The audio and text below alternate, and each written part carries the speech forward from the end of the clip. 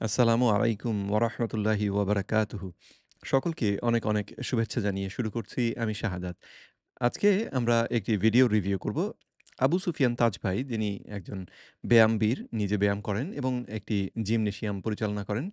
তো তিনি polycystic ovarian syndrome রোগটি সম্পর্কে একটি আলোচনা করেছিলেন এবং এই আলোচনায় তিনি বেশ অনেকগুলো অপতথ্য দিয়েছেন। বেশ শুনতে সুন্দর শোনায়, যেটা উনি সবসময়ই করেন। মানে উনি ইচ্ছে করে যে মিথ্যে বলার জন্য এভাবে করে করেন তা নয়। উনার উপস্থাপনা গল্প দিয়ে খুব সুন্দর করে তিনি উপস্থাপনা করেন। কিন্তু বিপত্তি হচ্ছে যে তথ্যগুলো সেগুলো সঠিক নয়। তো উনি হয়তো যেখান থেকে শিখেছেন সেখান থেকে এই রকম তথ্যই শিখেছেন। কিন্তু বিজ্ঞান আসলে এই তথ্যগুলোকে এইভাবে সাপোর্ট করে না। তো আম সেই বিষয়গুলো নিয়েই খানিকটা আলোচনা করব।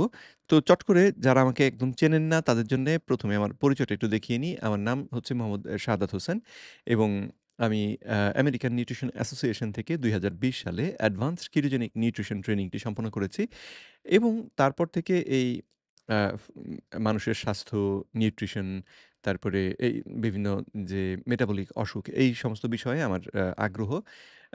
এবং সেজন্য এগুলো সম্পর্কে আমি শেখার চেষ্টা করছি। টাইপ 2 ডায়াবেটিস রোগটি কিটোজেনিক ডায়েট ব্যবহার করে নির্বাপন করা সম্ভব এবং সেজন্যে আমি কিটোজেনিক ডায়েট সম্পর্কিত তথ্য সাধারণ মানুষের সামনে প্রচার করার চেষ্টা করি। যাতে করে মানুষ নিজেই তাদের টাইপ 2 ডায়াবেটিস রোগটিকে আম রেমিশন বা নির্বাপন করে ফেলতে পারেন। আর যাদের এখনো হয়নি তারা যেন এর বিরুদ্ধে আম প্রতিরোধ গড়ে তুলতে পারেন। তো টাইপ 2 ডায়াবেটিস রোগটা যেহেতু কেটোজেনিক ডায়েটের ব্যবহারের মাধ্যমে নির্বাপন করা সম্ভব, তাই আমি একটি ডায়াবেটিস মুক্ত বাংলাদেশের স্বপ্ন দেখি। তো আশা করছি যে সেই স্বপ্ন বাস্তবায়নে আপনাদেরকে সাথী হিসেবে পাবো।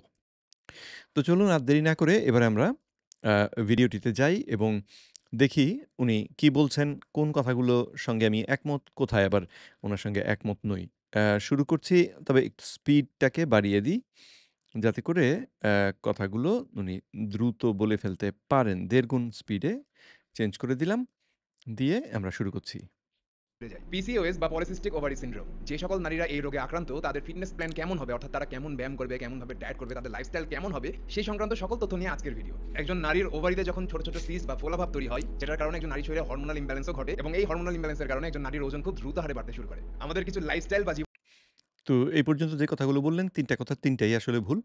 অ্যাম প্রথমত এই পিসিওএস অসুখটি হয় ইনসুলিন হরমোন দেহের মধ্যে বেড়ে যাওয়ার কারণে। তো পলিসিস্টিক ওভারিয়ান সিনড্রোমে ১ম এ যে আমাদের ডিম্বাশয়ে আমাদের মা-বোন যারা রয়েছেন, তাদের ডিম্বাশয়ে যে গুটি তৈরি হয় বা সিস্ট তৈরি হয়, না।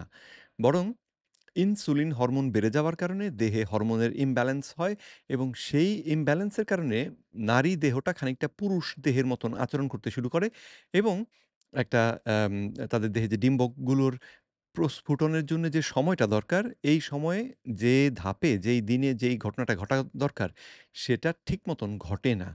তো ফলে জিনিসটা শেষে গিয়ে আম সিস্ট আকারে ডিম্বাশয়ের মধ্যে আটকে যায়। তো তাতে ডিম্বাশয়টাকে তখন আমরা দেখি সিস্টিক ডিম্বাশয়, অর্থাৎ এর মধ্যে অনেকগুলি গুটি থাকে। তো সেটা আম একটা লক্ষণ। আর এদের ওজনও বেড়ে যায়। আর এখান থেকেই আমরা নিশ্চিতভাবে জানতে পারি বা বুঝতে পারি যে এটি ইনসুলিনের আধিক্যের অসুখ। কারণ ইনসুলিন দেহে বেড়ে গেলেই আমাদের ওজন বাড়ে। ইনসুলিন হচ্ছে দেহে ওজন বাড়ানোর হরমোন। রক্ত থেকে চিনি সরিয়ে সেই চিনিটাকে চর্বিতে রূপান্তর করে দেহের মধ্যে চর্বি জমিয়ে রাখার কাজ করে ইনসুলিন। দেহে যদি চর্বি আমার থেকে থাকে, ইনসুলিন বেড়ে গেলে সেই চর্বির ভাঙা বন্ধ হয়ে যায়। অর্থাৎ চর্বি ক্ষয় করাটাকে ইনসুলিন বাধা দেয় এবং আম এই কাজে ইনসুলিন যখন রক্তে উপস্থিত থাকে, তখন ইনসুলিনের ভূমিকাটাই সবথেকে গুরুত্বপূর্ণ হিসেবে আমাদের দেহ আম বিবেচনা করে। তো সেজন্যে ইনসুলিন বেড়ে থাকলে তখন আমরা মোটা হবই। ইনসুলিন বেড়ে থাকলে মহিলাদের ক্ষেত্রে যদি মাত্রাতিরিক্ত ইনসুলিন বেড়ে থাকে, তাহলে তাদের পিসিওএস হবে। তাদের দেহটা পুরুষের মতন খানিকটা আচরণ করবে। আম এর মূল ব্যাখ্যাটা হচ্ছে যে আম পলিসিস্টিক ওভারিয়ান সিনড্রোমে অর্থাৎ নারী-পুরুষ আমাদের দেহে ২ ধরনের তো হরমোন আছে আমরা জানি। একটা হচ্ছে আ ইস্ট্রোজেন আরেকটা হচ্ছে আম এন্ড্রোজেন, টেস্টোস্টেরন, এন্ড্রোজেন, ইস্ট্রোজেন হ্যাঁ। তো নামগুলো আবার একটু মিলিয়ে দেখলাম। কারণ মাঝে, মাঝে নামগুলো আমার গন্ডগোল লেগে যায়। তো এন্ড্রোজেন হরমোনটা হচ্ছে পুরুষালী হরমোন যেটা নারী-পুরুষ সকলের দেহেই উৎপাদন হয়। শুরুতে হরমোনটা এই এন্ড্রোজেন হিসেবেই উৎপাদিত হয়। পুরুষের দেহেও, নারীর দেহেও এবং তারপরে নারীর ডিম্বাশয় করে কি এই হরমোনটাকে ইস্ট্রোজেন হরমোনে রূপান্তর করে দেয়। কিন্তু দেহে যদি ইনসুলিন হরমোন বেড়ে যায় তাহলে ডিম্বাশয় এই কাজটা ঠিক মতন করতে পারে না। ফলে নারীদের দেহে এই যে এন্ড্রোজেন হরমোন যেটা পুরুষালী হরমোন সেটা বেড়ে যায়। কারণ এটা যতটা পরিবর্তন হওয়ার কথা ছিল সেটা হয়নি। তার মানে এটার মূল পরিমাণটা মোট পরিমাণটা তুলনামূলকভাবে বেড়ে যায়। ফলাফলে যেটা দাঁড়ায় নারীর দেহটা তখন পুরুষ দেহের মতন আচরণ করতে শুরু করে। দাড়ি গোঁফ দেখা দেয়, কণ্ঠস্বর মোটা হয়ে যায়। তারপরে ওই যেহেতু ইনসুলিন হরমোনটা বেড়ে রয়েছে সে কারণে ওজন বেড়ে যায়। আ মাসিকের যে অ্যা নিয়মিত মাসিক হওয়ার বিষয়টি আর ঠিক মতন ঘটে না। ইত্যাদি, ইত্যাদি সমস্ত সমস্যাগুলো আসতে শুরু করে। তো তাহলে উনি ৩ টে কথা যে শুরুতে বললেন, এই ৩ টে কথা ছিল ভুল। জীবনধারায় পরিবর্তন আনার মাধ্যমে এই পিসিওএস কে নিয়ন্ত্রণ করা বা এই রোগ থেকে মুক্ত হওয়া সম্ভব। এই কথাটি আবার ঠিক। জীবনধারা পরিবর্তনের মাধ্যমেই এটা আসলে ঠিক করা সম্ভব। আ অনেকে আমরা ডাক্তারের পেছনে ছুটি, ঔষধ খাওয়ার চেষ্টা করি। আম যদি জীবনধারা পরিবর্তন করে সুবিধা না হয়, একেবারে ১০০ ভাগ আপনি সুস্থ না হন, তাহলে হয়তো কিছু ঔষধের ভূমিকা থাকতে পারে। কিন্তু আম শুধুই ঔষধের উপরে ভিত্তি করে আপনি যদি এটা থেকে মুক্তি চান, সেটা খুবই, খুবই, খুবই, খুবই অ্যা জটিল, কঠিন, প্রায় অসম্ভব একটা ঘটনা। আগে মূলত আমাদের জানা প্রয়োজন যে কি কারণে মূলত একজন নারীর পিসিওএস হয়। প্রথম কারণটি হচ্ছে হরমোনের ভারসাম্যহীনতা। আমাদের পুরুষের শরীরে এক ধরনের হরমোন উৎপাদন হয় যেটার নাম অ্যান্ড্রোজেন। এতদিন পর্যন্ত যে বইগুলো ফ্যাসিস্ট সরকার নিষিদ্ধ করে রেখেছিল, যে বইগুলোর নাম পর্যন্ত নতুন প্রজন্মকে এই অ্যান্ড্রোজেন যখন একজন নারীর শরীরে বৃদ্ধি পেয়ে যায় তখনই মূলত পিসিওএস হওয়ার সম্ভাবনা বেড়ে যায়। দ্বিতীয় কারণটি হচ্ছে ইনসুলিন রেজিস্ট্যান্স। আমাদের শরীর যখন ইনসুলিন হরমোন ব্যবহার করতে পারে না তখন আমাদের রক্তে গ্লুকোজের পরিমাণ বেড়ে যায়। কারণ আমরা যে খাবারগুলো খাই সেই খাবার হতে প্রাপ্ত গ্লুকোজ আমাদের রক্তে প্রথমে চলে এবং সেই রক্ত হতে মাসল সেলে পৌঁছানোর কাজ করে হচ্ছে আমাদের ইনসুলিন হরমোন। তো এই ইনসুলিন হরমোন যখন ঠিকঠাক মতো কাজ করতে পারে না তখন একজন নারীর রক্তে গ্লুকোজ বা চিনির পরিমাণ বেড়ে যায় এবং এই চিনি নারী শরীরে পুরুষালী হরমোন অ্যান্ড্রোজেন তৈরি করে। তো বিষয়গুলোকে উনি যেই উম রকম যে ধারায় বলছেন, বিষয়টা আসলে সেই ধারায় হয় না। প্রথমত এই আমাদের খাদ্যাভ্যাসের কারণেই রক্তে ইনসুলিনটা বাড়ে। যদি আপনি ঘন, ঘন শর্করা জাতীয় খাবার বেশি, বেশি খান এবং দিনের পর দিন এই কাজ করতে থাকেন, তাহলে আপনার দেহে ইনসুলিন হরমোনটা তুলনামূলকভাবে বেশি সময় ধরে বেড়ে থাকবে। কারণ যখনই আপনি এই শর্করা জাতীয় খাবার খাবেন, সেটা হজমের পরে রক্তে চিনি বাড়বে এবং সেই চিনি বাড়ার কারণে ইনসুলিন হরমোন এসে চেষ্টা করবে এই চিনিটাকে সরিয়ে ফেলতে। সরিয়ে ফেলে সবসময় যে পেশিতে দিতেই হবে তা নয়। পেশি হচ্ছে ইনস এ এ চিনি ব্যবহারের সবথেকে বড় আম জায়গা আসলে, সবথেকে বড় অঙ্গ আমাদের যেটা চিনি ব্যবহার করে। কিন্তু আম এছাড়াও আমাদের লিভারের মধ্যে কিছু চিনি জমা থাকতে পারে এবং অতিরিক্ত চিনি তারপরে যেটা থাকে সেটাকে আমাদের লিভার চর্বিতে রূপান্তর করে দেহের মধ্যে জমা করে। তো আম এই যে ইনসুলিন রেজিস্ট্যান্স আসলে ঠিক এই ঘটনাটাই যেখানে দেহের কোনো অঙ্গ ইনসুলিনের সংকেতে কাজ করছে না। যেমন এক্ষেত্রে উনি পেশির কথা বললেন। পেশি ইনসুলিনের সংকেতে কাজ করছে না এবং ফলে ইনসুলিন হরমোনটার উৎপাদন বেড়ে যাচ্ছে। দেহ ইনসুলিন মাত্রা বাড়িয়ে দিয়ে চেষ্টা করছে পেশিগুলোকে কাজ করাতে। তো এই অবস্থাটাকে আমরা বলি ইনসুলিন রেজিস্ট্যান্ট অবস্থা এবং যত দিন যায় ততই এই অবস্থাটা খারাপ হয়। আর যেহেতু এই অবস্থায় ইনসুলিন হরমোনটা বেড়ে থাকে এবং দিনে, দিনে যতই অবস্থা খারাপ হয় ইনসুলিনের মাত্রাও বাড়তেই থাকে। সুতরাং ইনসুলিনের আধিক্যের কারণে হরমোনের যে ভারসাম্যহীনতা সেটা শুরু হয়। একটু আগে যেটা ব্যাখ্যা করলাম যে এন্ড্রোজেনটা ইস্ট্রোজেনে রূপান্তর হয় না। তো ফলে নারীদেহে গন্ডগোল বেঁধে যায়। যাই হোক পরের কারণটা শুনি। তৃতীয় কারণ হলো জেনেটিক্যাল, যেটার উপরে আমাদের কোনো হাত নাই। অর্থাৎ আপনার মা বা নানি দাদির যদি অতীতে পিসিএস রোগ হয়ে থাকে সেক্ষেত্রে আপনারও পিসিএস হওয়ার সম্ভাবনা বেড়ে যায়। এবং মা-দাদি জিনগত যে কথাটি এটি আসলে এত বড় ফ্যাক্টর নয় যেভাবে আমাদেরকে সাধারণত বলা হয়। মা-দাদি বা মা-নানি এরকম পরিবারের মধ্যে আমরা দেখা যায় একই রকমের খাদ্য অভ্যাসে অভ্যস্ত থাকি। তো একই রকমের খাদ্য আমাদের ভালো লাগে, রান্নার কৌশল একই রকম হয় সাধারণত। তো সমস্যা যেটা হয় সেটা হচ্ছে দেখা যায় যে এই একই রকম খাদ্য খাওয়ার কারণে একই রকম অসুখে আমরা পড়ি। কিন্তু আমরা তখন মনে করি যে এটা গত কারণে বোধহয় হচ্ছে। দোষটা আসলে আমাদের খাদ্য অভ্যাসের। কিন্তু সেটাকে দোষ না দিয়ে আমরা তাকিয়ে থাকি আমাদের বংশধারার উপরে। যেটা একটু বোকামি। অতি অল্প ক্ষেত্রে ৩ থেকে ৫% ক্ষেত্রে এই বংশগত কারণে পিসিওএস হতে পারে। একেবারে হবে না ১০০ ভাগ গ্যারান্টি দিয়ে বলা যাবে না। কিন্তু ৩ থেকে ৫% ক্ষেত্রে হয়তো সর্বোচ্চ এটা হয়। তার থেকে বেশি হয় না। সুতরাং এটা আসলে বড় ফ্যাক্টর না। চতুর্থ কারণ হলো শরীরের যে আদর্শ ওজনের মাপ আছে, প্রত্যেকের উচ্চতা অনুযায়ী একটা আদর্শ ওজনের মাপ আছে যেটা আমি এখানে দিয়ে দিচ্ছি। তো এর উপরে যখন আমরা ওজন বাড়িয়ে ফেলি তখন আমাদের শরীরে পিসিওএস হওয়ার সম্ভাবনা বেড়ে যায়। তো আমাদের ওজনের ব্যাপারটা যেটা বললাম যে ইনসুলিন হরমোন বেড়ে গেলে ওজন তখন বাড়তে বাধ্য। তো তারপরেও কিছু মানুষ আছে যারা আসলে ওজন খুব বাড়ে না। তো সেখানে কি হয়? তাদের ক্ষেত্রে সমস্যা হচ্ছে তাদের দেহে আসলে চর্বি ধারণ ক্ষমতা কম। তো যার দেহে চর্বি ধারণ ক্ষমতা কম, তার দেহে ইনসুলিন বাড়লে চর্বি বাড়তে থাকে এবং আমরা মোটা হই, তার ওজন বাড়ে। আমরা দেখতে পাই যে একটা মোটা মানুষ। কিন্তু কিছু মানুষ আছে যাদের দেহে চর্বির ধারণ ক্ষমতা খুবই কম। ফলে তাদের ইনসুলিন বাড়লেই অতি অল্প সময়ে তাদের চর্বির ধারণ ক্ষমতা শেষ হয়ে যায়। তো তাতে তারা আর মোটা হয় না। তারা দেখতে চিপচিপে মনে হয়। কিন্তু তাদের দেহে কিন্তু বিপদ আরো বেশি। কারণ যে মানুষটা মোটা তার তো কিছু চর্বি না হয় জমা করে রাখার জায়গা ছিল। কিন্তু এই মানুষটার যেহেতু চর্বি জমা করে রাখারও জায়গা নেই। সুতরাং তার অবস্থাটা হয় আরো খারাপ। স্বাস্থ্যগতভাবে সে আরো বিপদের মধ্যে থাকে। মাসল সেলের উপরে যখন চর্বি জমতে শুরু করে তখন সেই চর্বির কারণে রক্তে থাকা চিনি আমাদের মাসল সেলে সহজে পৌঁছাতে পারে না। এই এটাও একটা বা মানে ঠিক সঠিক ব্যাখ্যা আসলে নয়। অ্যাম মাসলস সেলের উপরে চর্বি জমে যায় এবং সেজন্যে চিনিটা সেখানে পৌঁছতে পারে না। এটা একেবারেই অবৈজ্ঞানিক কথা। এরকম কোনো ঘটনা আসলে ঘটে না। আম উম একটা মানে কেন ইনসুলিন রেজিস্ট্যান্স হয় তার অনেকগুলো ব্যাখ্যা আছে। একটা ব্যাখ্যা হচ্ছে এরকম যে, যদি আমরা ঘন শর্করা জাতীয় খাবার খাই তাহলে আমাদের পেশির যে চিনির ধারণ ক্ষমতা সেটা অলরেডি পূরণ হয়ে রয়েছে। পেশিকোষের নতুন আর চিনির প্রয়োজন নেই। তো তখন সে তো চিনি চাইবে না।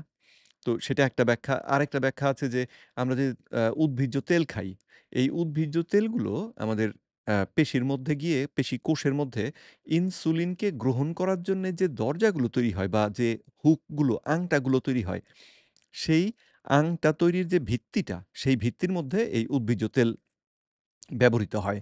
আর উদ্ভিজ্জ তেল সেখানে ব্যবহৃত হলে এই আংটাটা সঠিকভাবে গঠিত হয় না। তো সঠিকভাবে গঠিত না হলে তখন ঝামেলা যেটা সেটা হচ্ছে যে ইনসুলিন পাস দিয়ে যাচ্ছে কিন্তু এই আংটার মধ্যে বিধে যাচ্ছে না। আ ইনসুলিনের সঙ্গে এই যে এই যুক্ত হওয়ার ঘটনাটা ঘটতেছে না।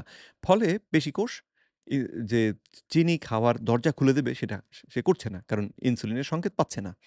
তো আম তো এরকম বিভিন্ন আম ভাবে এটাকে ব্যাখ্যা করা হয়েছে। একটা থিওরি ছিল যে আ ইনসুলিন গ্রহণ করার জন্য যে আংটা, সেই আংটার মধ্যে চর্বি জমে যায় এবং তাতে ইনসুলিন আর ঠিক মতন কাজ করতে পারে না। কিন্তু পরবর্তীতে যে গবেষণা করা হয়েছে, গবেষণায় দেখা গেছে যে আ মানে আসলে শারীরিকভাবে বিবেচনা করলে এই আংটার মধ্যে আসলে চর্বি জমেনি। কিন্তু আ ওই যে আংটাটা হয়তো ঠিক স্থির না, নড়াচড়া করছে। যেটা কিনা ইসেকে এই ইনসুলিন অণুটাকে ধরতে পারছে না। এই রকমের ঝামেলা কিছু হতে পারে। এর ভেতরে অতিরিক্ত চিনি রয়ে গিয়েছে, সেটাও একটা কারণ হতে পারে। এই ব্যাপারটা আসলে একেবারে ১০০ ভাগ নিশ্চিত করে কেউ এখনো বলতে পারেননি। কারণে আদর্শ ওজন মেইনটেইন করা খুবই গুরুত্বপূর্ণ। আবার যে সকল নারীর ওজন স্বাভাবিকের তুলনায় অনেক কম তাদের শরীরে পুরুষালী হরমোন অ্যান্ড্রোজেন বেশি উৎপন্ন হয়। তো ওজন না কম না বেশি স্বাভাবিক মাত্রায় না রাখতে পারলে আপনার পিসিওএস হওয়ার সম্ভাবনা বেড়ে যায়। এখন এই তো অ্যা যাদের যারা ওজন মানে কমের দিকে তাদের দেহে এন্ড্রোজেন হরমোন এমনিতেই বেশি উৎপাদন হয়। এটা উনি কোত্থেকে বলেছেন আমি ঠিক জানি না। আমি এটা কোথাও পাইনি আসলে। তো যাই হোক চলুন আমরা পিসিওএস এর যে প্রতিকার সে বিষয়ে আলোচনাটা শুনি। পিসিওএস এর প্রতিকার সম্পর্কে যদি কথা বলি তাহলে প্রথমেই যেটা আপনাকে করতে হবে সেটা হলো শরীরের মুভমেন্ট বাড়ানো বা শারীরিক পরিশ্রম বাড়ানো। একজন পুরুষ যখন শারীরিক পরিশ্রম, খেলাধুলা বা ব্যায়াম করেন তখন তার শরীরে টেস্টোস্টেরন হরমোন বৃদ্ধি পায় যেটা পুরুষের প্রধান সেক্সুয়াল হরমোন। ঠিক এর বিপরীতে একজন নারী যখন শারীরিক পরিশ্রম করেন তখন তার শরীরে পুরুষালী হরমোন যে অ্যান্ড্রোজেন হরমোন আছে সেটার পরিমাণ কমে যায়। আসলে আমরা যখন এক্সারসাইজ করি তখন আমাদের মাসল সেলে ছোট ছোট ক্ষুদ্র চির ধরে। প্রথম বা নতুন যখন আপনি শারীরিক পরিশ্রম করা শুরু করবেন তখন আপনার শরীর কিছুদিনের জন্য ব্যথা হয়, তবে ২-৩ দিন পর ব্যথাটা ঠিক হয়ে যায়। এটা তো এখানে উনি বললেন পেশি কোষে চির ধরে। ব্যাপারটা ঠিক আসলে পেশি কোষের মধ্যে চির ধরে না। কোষগুলো তো অতি ক্ষুদ্র এবং পেশি কোষের মধ্যে যদি আসলে চির ধরত তাহলে তো পেশি কোষের ভেতরে যে জিনিসপত্র ছিল সেগুলি বেরিয়ে চলে আসতো এবং ফলে সেই কোষটা মারা যেত। তো কোষের আবরণটা আসলে ঠিকই থাকে। কিন্তু অনেকগুলো কোষ মিলে যে পেশির ফাইবার তৈরি হয় বলা হয়। সেই ফাইবারের মধ্যে চির ধরে। অর্থাৎ পেশি কোষগুলো হয়তো কোষ হিসেবে তারা ঠিকই থাকে। কিন্তু একজন আরেকজনের সঙ্গে যেইভাবে জড়িয়ে ছিল, সেই জড়িয়ে থাকাটা হয়তো পৃথক হয়ে যায়। বা ধরুন যদি এভাবে করে আমরা দেখাই যে ৪ টে কোষ হয়তো পাশাপাশি ছিল। ব্যায়াম করার কারণে হয়তো এখানে একটা চির ধরল। মাঝখানে খানিকটা ফেটে গেল। তো রিপেয়ারের সময় এই জায়গাটা তখন আরো শক্তিশালীভাবে আমাদের দেহ এই জায়গাটাকে আরো শক্তিশালীভাবে বেঁধে রাখার চেষ্টা করে। তো এই ঘটনাটা যখন কোটি, কোটি কোষের মধ্যে ঘটে তখন পেশির যে আকৃতিটা মোটা হয়ে যায়। ও আর পেশির আরেকটা ব্যাপার যেটা সেটা হচ্ছে যে যখন আমরা ব্যায়াম করি তখন পেশি কোষের ভেতরে যে এই চিনিকে গ্রহণ করার জন্য যে দরজা, চিনিকে গ্লুকোজকে শুষে নেবার জন্য যে আংটা, সেই আংটাটা পেশিকোষের আবরণের উপরে উঠে আসে। এক্ষেত্রে একটু ব্যাখ্যা না করলে বোধহয় বুঝতে অসুবিধা হবে। আম সাধারণত এই যখন আমরা ব্যায়াম করছি না, তখন যেভাবে কাজটা ঘটে সেটা হচ্ছে ধরুন একটা কোষ, এই কোষের গায়ে ইনসুলিনের রিসেপ্টরটা বেরিয়ে থাকে। ইনসুলিন এসে ওই রিসেপ্টরের সঙ্গে বা ওই আংটার সঙ্গে আটকে যায়। আটকে গেলে এটা ভিতরে একটা সংকেত পাঠায়। কোষের ভিতরে সংকেত পাঠায় যে ইনসুলিন এসে এখানে আ আংটার মধ্যে লেগেছে। তো সেই সংকেতে একটু পরে হয় কি অন্য জায়গায় এই কোষেরই ভিতরে অন্য একটা দিকে এই গ্লুকোজকে গ্রহণ করার জন্য যে আংটা, সেই আংটাটা বেরিয়ে আসে। তো এরপরে রক্ত থেকে এই আংটা তখন গ্লুকোজ ধরতে পারে এবং ধরে এটাকে ভিতরে নিয়ে যায়। তো কিন্তু আম যদি ইনসুলিন এসে এরকম ইনসুলিনের আংটায় যুক্ত না হয়, তাহলে এই যে চিনি ধরার আংটা, সেটা কিন্তু থাকে ভিতরে। কোষের ভেতরে থাকে। কোষের বাইরে সে বেরোয় না। মানে এমনভাবে থাকে যে রক্তের চিনি সেটাকে নাগাল পায় না। তো যখন আমরা ব্যায়াম করি, ব্যায়াম করলে পেশির যে সংকোচন প্রসারণ হয়, তখন পেশি কোষটা যখন সংকুচিত হচ্ছে, তখন এই ইনসুলিন সরি এই যে চিনির রিসেপ্টর যেটা, গ্লুকোজের যে রিসেপ্টর, সেটা পেশি কোষের আবরণের বাইরে বেরিয়ে আসে। এই সময়ে ইনসুলিনের উপরে সে নির্ভর করে না। ব্যায়াম করার সময় ইনসুলিনের উপরে নির্ভর করে যে পেশি কোষ চিনি শুষবে তা করে না। ওই চিনি শোষার যে আংটা সেটা ব্যায়াম করলে এমনিতেই বেরিয়ে চলে আসে। তো বেরিয়ে এলে তখন সে গ্লুকোজকে কামড়ে ধরতে পারে। তো গ্লুকোজকে কামড়ে ধরলে পেশি কোষগুলো গ্লুকোজ শুষে নিতে পারে এবং সঙ্গে, সঙ্গে আপনি যেহেতু ব্যায়াম করছেন সুতরাং আপনার পেশির মধ্যে শক্তি উৎপাদনও হচ্ছে বেশি। তার মানে যে চিনিটাকে গ্লুকোজটাকে এইমাত্র পেশি কোষ শুষে নিল সেটা এখনই এটাকে ভেঙে শক্তি উৎপাদনের কাজ শুরু হয়ে যাবে। তো এইভাবে করে হয় কি যে রক্তের চিনি খুব দ্রুত আ ব্যবহৃত হয়ে যায়। বেশ খানিকটা চিনি রক্ত থেকে আমাদের পেশি কোষগুলো ব্যবহার করে ফেলে, খেয়ে ফেলে। তো খেয়ে ফেললে তখন রক্তে চিনির মাত্রা কমে যায়। তো চিনির মাত্রা কমে গেলে ইনসুলিন হরমোনের আর দরকার নেই। সুতরাং ইনসুলিন হরমোনের মাত্রা কমে যায়। তো যদি আমরা এই ঘটনাটাকে একটু লম্বা সময় ধরে করতে পারি, তাহলে দেখা যায় আমাদের ইনসুলিন রেজিস্ট্যান্স এর যে সমস্যা সেটাও ভালো হতে শুরু করে। তো তার মানে আমরা যদি এই ব্যায়াম করি তাহলে ইনফেক্ট আমি বলার চেষ্টা করছি যে তার মানে ব্যায়াম করলে এই কারণে আমাদের পলিসিস্টিক ওভারিয়ান সিনড্রোম সেরে যাবার সম্ভাবনা বাড়ে। তো আম তবে যেহেতু রক্তের এই চিনি কমলেই ইনসুলিন হরমোনটা কমে এবং তাতেই আ আ পিসিওএস এর বিরুদ্ধে আমরা উপকারটা পাই, সেই কথা খেয়াল করলে আরেকটি সহজ কৌশল রয়েছে, যেটা কিনা তুলনামূলকভাবে আরো বেশি সহজ। সেটি হচ্ছে খাবার থেকে শর্করা বাদ দিয়ে দেওয়া। খাবার থেকে শর্করা বাদ দিয়ে দিলে আপনি মাছ, মাংস, ডিম, আ প্রোটিন জাতীয় খাবার যেগুলো সেগুলো এবং আ সামান্য কিছু শাকসবজিও খেতে পারেন সঙ্গে স্বাস্থ্যকর চর্বি যেগুলো মাংসের চর্বি, আ ডিম, না ডিম তো না, এই ঘি, মাখন, তারপরে নারকেল তেল, অ্যাভোকাডোর তেল, অলিভ অয়েল এই সমস্ত খেতে পারেন। তো এগুলো খেলে যেটা হবে যে রক্তে চিনি বাড়বে না। চিনি না বাড়লে ইনসুলিন বাড়বে না। ইনসুলিন যদি না বাড়ে, লম্বা সময় যদি ইনসুলিনকে আমরা কমিয়ে রাখতে পারি দেহের মধ্যে, তাহলে ইনসুলিন রেজিস্ট্যান্স যে সমস্যাটি শুরু হয়েছিল, সেটা আবার মিটে যেতে শুরু করে। ফলে রোগী আম এই পলিসিস্টিক ওভারিয়ান সিনড্রোম রোগ থেকেও বাঁচতে শুরু করেন। জিনিসটা উল্টো দিকে আ যেতে শুরু করে অর্থাৎ সুস্থতার দিকে ফিরে যেতে শুরু করে। হয় হলো সেই ক্ষুদ্র, ক্ষুদ্র যে মাইক্রো টিয়ার গুলো আছে সেগুলো রিপেয়ার হওয়া শুরু করে। এই রিপেয়ার হওয়া অবস্থায় আমাদের শরীর হালকা ব্যথা করে। তো যখন আপনি পরিশ্রমের পরিমাণ বাড়াবেন তখন আপনার মাসল সেলে এক ধরনের টিয়ার হবে। এই টিয়ার রিপেয়ার হওয়ার জন্য আমাদের শরীরে গ্লুকোজ ব্যবহার করে। অর্থাৎ আমাদের রক্তে যে চিনি আছে সেই চিনিটা ব্যবহার করে। তো সাধারণত আমাদের ব্লাডে সুগার লেভেল কখন বাড়ে? যখন আমাদের মাসল সেল ব্যবহার করতে পারে না সেই সুগারগুলো। তো যখন তো এই মাসল সেল প্রথমত নিজে তো ফাটে না আসলে। আর সেই ফাটা রিপেয়ার করার জন্যেও যে সে চিনি ব্যবহার করে তা না। তবে অ্যা ফাইবার তৈরি করার জন্যেও তাকে তো তৈরি করতে হয় কিছু আ ফাইবার তৈরি করতে হয়। তো সেগুলোর জন্য শক্তি চাই যেটা কিনা চিনি থেকে গ্লুকোজ থেকে আমাদের দেহ পেতে পারে। তো জিনিসটা সেইভাবে আমাদেরকে খানিকটা সহায়তা করে। যারা পিসিওএস রোগে ভুগছেন তাদের জন্য এটা উপকারী হয়। আপনি এক্সারসাইজ করছেন, তো এক্সারসাইজ করার ফলে আপনার মাসল সেলের সেই টিয়ার গুলো হচ্ছে, সেই টিয়ার গুলো রিপেয়ার হওয়ার জন্য আপনার শরীর আপনার ব্লাড থেকে গ্লুকোজ গুলো ব্যবহার করতে শুরু করবে। এবং এটা শুধুমাত্র যখন আপনি এক্সারসাইজ করছেন তখনই ব্যবহার করবে না। আপনি এক্সারসাইজ করার পর যখন আপনি ঘুমাচ্ছেন তখন সারা রাত যাবত আপনার মাংসপেশিগুলো সেই ব্লাড থেকে সুগার গুলো ব্যবহার করতে শুরু করে, যার কারণে রক্ত হতে চিনি কমে যায় এবং পিসিওএস হওয়ার সম্ভাবনাও কমে যায়। এর পাশাপাশি অ্যা না, ব্যাপারটা ঠিক সেইভাবে করে হয়। মানে মাসলে চির ধরে এবং সেই চির ধরার কারণে রিপেয়ার করতে গিয়ে বাকিটা হয়। না, এই কথাটি একেবারেই এই কথাটি যেহেতু ঠিক নয়, সুতরাং বাকি যা বলছেন সেটা আসলে সবই একই পথে যাচ্ছে। এক্সারসাইজ করার ফলে আপনার কিছুটা ক্যালোরি বার্ন হবে, যার ফলে আপনার অতিরিক্ত ওজন বাড়ার সম্ভাবনাও কমবে। তবে এক্সারসাইজের মাধ্যমে খুব বেশি ওজন কমানো যায় না, সেটার জন্য আপনাকে খাবার নিয়ন্ত্রণ করতে হবে। তো ওজন কমার মূল কারণটা হচ্ছে একটু আগে যেটা ব্যাখ্যা করলাম যে, যেহেতু পেশি চিনিকে ব্যবহার করে, চিনিকে জ্বালিয়ে পুড়িয়ে অ্যা ব্যবহার করে রক্তে চিনির মাত্রা কমিয়ে ফেলে, ফলে ইনসুলিন হরমোনটাও কমে যায়। ইনসুলিন হরমোনের কাজই হচ্ছে চর্বি জমা করে রাখা। তো যদি অল্প সময় ধরে ইনসুলিন হরমোনটা বা তুলনামূলকভাবে কম সময় ধরে ইনসুলিন হরমোন আমাদের দেহে বেড়ে থাকে, কারণ ইনসুলিন হরমোন একেবারে বাড়াবো না সেটাও আবার ঠিক না। আমাদেরকে দিনে ১ বার বা ২ বার যদি ইনসুলিন হরমোন বাড়ে তাহলে বরং সেটা ভালো। তো আম তো যদি আমরা এমনভাবে করতে পারি যে দিনে আমরা ১ বার বা ২ বার ইনসুলিন হরমোনটাকে বাড়ালাম, কিন্তু বাকি সময় ইনসুলিন মুক্ত থাকলাম। তাহলেই কিন্তু আমাদের ওজন কমতে থাকে। কারণ ইনসুলিন হরমোন যখন কম থাকে তখন আমাদের দেহে চর্বি ভাঙার প্রক্রিয়া চলে। সুতরাং যারা ওজন কমানোর চেষ্টা করছেন, তাদের ক্ষেত্রে সেজন্যে ধরুন দিনে ২ বেলা খেলে তখন আর ক্যালোরি কত খাচ্ছেন সেটা দেখতে হয় না। যদি আপনি ২ বেলায় শর্করা বাদ দিয়ে খাবার খান বা সীমিত শর্করা ভিত্তিক খাবার খান, তাহলে আপনার আ ওজন এমনিতেই কমবে। এটার জন্যে ব্যায়াম দরকার পড়বে না। তবে যদি সঙ্গে ব্যায়াম করেন তাহলে আরো বেশি উপকার পাবেন। যেটা আমরা এই ভিডিওর পরবর্তী অংশে আলোচনা করব।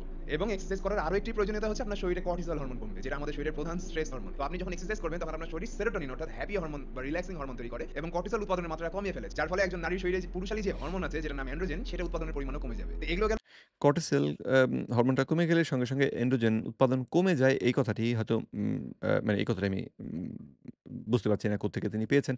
কিন্তু অন্য কথাটি ঠিক যে ব্যায়াম করলে আমাদের স্ট্রেস কমে এবং স্ট্রেস কমা মানেই হচ্ছে কর্টিসল হরমোন কমে যাওয়া। তো কর্টিসল হরমোন কমে যাওয়াটা উপকারী, কারণ কর্টিসল হরমোন বেড়ে গেলে আমাদের রক্তে আমাদের কলিজা নিজেই চিনি উৎপাদন করে রক্তের মধ্যে মিশিয়ে দেয়।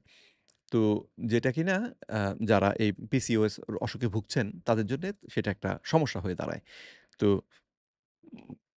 সেই অর্থে ব্যায়াম করাটা আসলে ভালো। পিসিওএস রোধের ক্ষেত্রে এক্সারসাইজের বেনিফিট। এখন আপনি কি ধরনের এক্সারসাইজ গুলো করতে পারেন সেটা নিয়ে আলোচনা করব। যাদের একদমই এক্সারসাইজ করার অভ্যাস নাই তারা প্রথমে হাঁটা শুরু করবেন। এভাবে ১ থেকে ২ মাস আপনি জাস্ট হাঁটার অভ্যাস করবেন। যারা সাঁতার জানেন তারা সাঁতার কাটলে আরো বেশি বেনিফিট পাবেন, কারণ সাঁতারে পুরো বডির মাসল গুলো অ্যাক্টিভ হয়ে যায়। যারা জিমে যান বা বাসায় ট্রেডমিল আছে তারা চাইলে ট্রেডমিলে রানিংও করতে পারেন, দৌড়াতেও পারেন। তবে আপনার ওজন যদি অনেক বেশি হয় সেক্ষেত্রে দৌড়ানোর ফলে আপনার হাঁটুতে ইনজুরি হতে পারে। সেক্ষেত্রে যেটা করবেন সেটা হলো ট্রেডমিলকে ইনক্লাইন রেঞ্জে সেট করবেন, করার পর আপনি হাঁটবেন। এর পাশাপাশি একজন নারী যোগা, স্ট্রেচিং বা যোগ ব্যায়াম টাইপের ব্যায়ামগুলো করতে পারেন।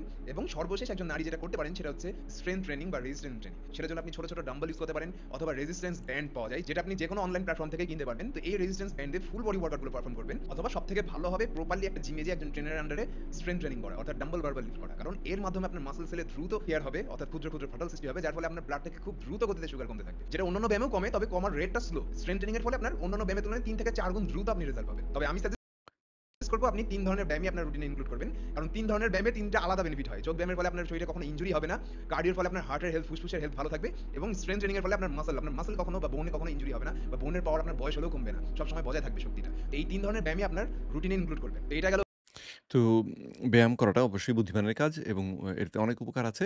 কিন্তু ওই যে আ ওই ধারণা নিয়ে ব্যায়াম করবেন না যে ব্যায়াম করলে আপনার মাসলের যে কোষগুলো সেগুলো ফেটে যাবে। কারণ সেগুলো ফেটে গেলে তো এগুলো আসলে আর বাঁচবে না। তাই না? এই কোষগুলো নষ্ট হয়ে যাবে। তো জিনিসটা আসলে যে কোষটা ফেটে যায় তা না। আ তবে একটু আগে যে ব্যাখ্যা করেছি সেই উপায়ে যখন আমরা ব্যায়াম করি তখন রক্ত থেকে চিনি আমাদের দেহ শুষে নেয়, পেশিগুলো খুব দ্রুত শুষে নেয়। তো যেটা আপনাকে সাহায্য করবে অবশ্যই। ব্যায়াম, এবার আমরা কথা বলবো খাবার প্রসঙ্গে। তো প্রথম যেটা করবেন, গুগলে যেয়ে লিখবেন সিম্পল কার্বোহাইড্রেট। এটা লিখার পর দেখবেন বিভিন্ন ধরনের অপশন চলে আসবে খাবারের। এই সমস্ত খাবার আপনার জীবন থেকে বাদ দিতে হবে বা কমাতে হবে। হ্যাঁ, অর্থাৎ সপ্তাহে আপনি সর্বোচ্চ একবার খাবেন। যেমন সাদা চালের ভাত, সাদা আটার রুটি, বিস্কিট, পাউরুটি, চকলেট, অতিরিক্ত মিষ্টি ফলমূল, এই সমস্ত খাবারগুলো সিম্পল কার্বোহাইড্রেটের মধ্যে পড়ে। এগুলো এগুলোকে বাদ দিতে পারলেই ভালো। সপ্তাহে ১ বার খেতে হবেই তা নয়। অ্যাম যদি খুব খেতে ইচ্ছা করে তাহলে হয়তো ১ বার খেতে পারেন। কিন্তু খেলে মনে রাখবেন যে তাতেও আপনার দেহে কিছু ক্ষতি হবে। আপনি বাদ দিবেন এবং গুগলে গিয়ে আবার সার্চ দিবেন কমপ্লেক্স কার্বোহাইড্রেট। এখানে দেখবেন লাল চাল বা ফাইবারি চালের ভাত, খিচুড়ি, ডাল, মিষ্টি আলু, বিভিন্ন ধরনের শাকসবজি, এই সমস্ত খাবারগুলো আপনি আপনার ডায়েটে এড করবেন। অর্থাৎ সিম্পল কার্বোহাইড্রেটের বদলে জাস্ট কমপ্লেক্স কার্বোহাইড্রেট খাবেন। খাবারের পরিমাণ কমানোর দরকার নাই। আপনি জাস্ট অল্টার করবেন। কারণ না, এটাও ভালো বুদ্ধি নয়। এই যারা পলিসিস্টিক ওভারিয়ান সিনড্রোমে ভুগছেন, কার অসুখ কতটা জটিল পর্যায়ে রয়েছে বা কতটা গুরুতর তার উপরে ভিত্তি করে দেখা যাবে যে জটিল শর্করা খেয়েও অনেকে পার পান না। তো সেজন্যে যদি আপনি নিশ্চিত করতে চান যে আপনি স্বল্পতম সময়ে এই পিসিওএস অসুখটি থেকে মুক্তি চান, তাহলে শর্করা জাতীয় সব খাবারই বাদ দিয়ে দেবেন। আ এই যে মানে সবুজ শাকসবজি খানিকটা রাখতে পারেন যদি খুব ইচ্ছে করে। কিন্তু না রাখলেও দোষ নেই। আর আম এটা রাখলে উপকার হবে এরকম ধারণা করবেন না। এটা আসলে সঠিক কথা নয়।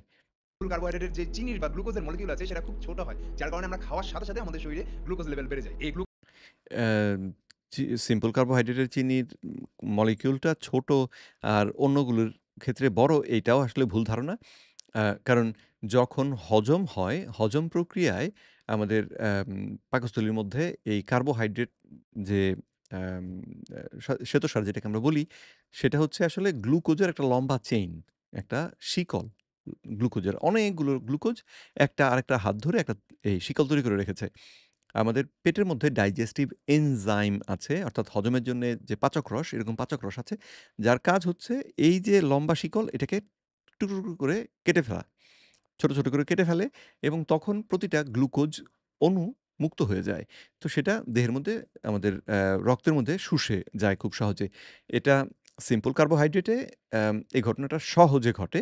কিন্তু জটিল কার্বোহাইড্রেট যেটা সেখানে অ্যা আরো কিছু বাধা বিপত্তি আছে। অর্থাৎ গ্লুকোজের এই চেইনটাকে মুক্ত করতেই, খাবার থেকে মুক্ত করতেই আম অ্যা কিছু আ অতিরিক্ত পরিশ্রম করতে হয়। আমাদের দেহ সবসময় যে সেটা মুক্ত করতে পারে তাও নয়। ফাইবারযুক্ত খাবার খেলে এই যে আ খাবার যেটা ছিল সেখান থেকে বা শ্বেতসার যেটা আমরা ছিল আমাদের খাদ্যের মধ্যে সেটা থেকে এই গ্লুকোজগুলোকে তো বের করা সম্ভব হলেও দেখা যায় ফাইবার আবার আমাদের অন্ত্রের গায়ের মধ্যে আ একটি দেয়াল তৈরি করে, খানিকটা প্রতিবন্ধকতা তৈরি করে। ফলে এই গ্লুকোজ অণুগুলো আমাদের দেহের মধ্যে প্রবেশ করতে পারে না। যদিও অণুর আকৃতি কিন্তু একেবারে একই রকম। অন্য ক্ষেত্রে যে অণুর আকৃতি ছিল এই ক্ষেত্রেও তাই।